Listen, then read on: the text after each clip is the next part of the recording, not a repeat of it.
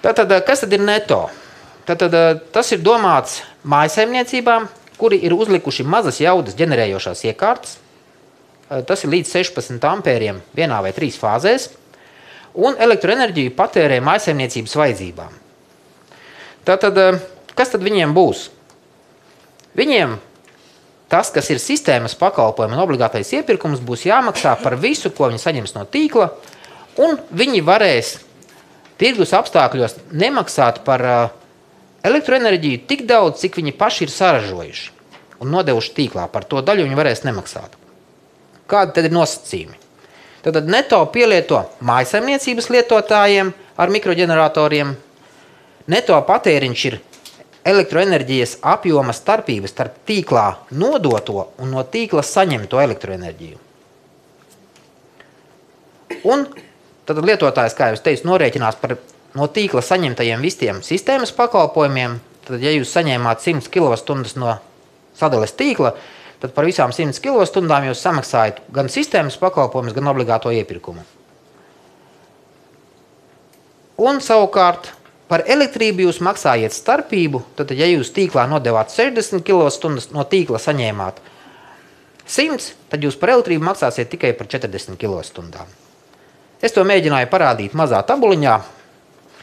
Tātad, ja janvārī jūs tīklā nodevāt, patērējāt no tīkla 500 kWh, tīklā nodevāt 200 kWh, neto patēriņš sanāca 300 kWh, tas tas, ko jūs nesaražojāt. Attiecīgi, maksa par sistēmas pakalpojumu un obligātu iepirkumu bija 500 kWh, maksa par elektroenerģiju 300. Nākošajā mēnesī februārī, cik patērējāt no tīkla, tik nodevāt tīklā, protams, tik ideāli gadījumi būs ļoti reti, bet teorētiski tas ir iespējams. Attiecīgi par sistēmas pakalpojumiem jūs maksājat par 400 kWh un par elektroenerģiju par 0.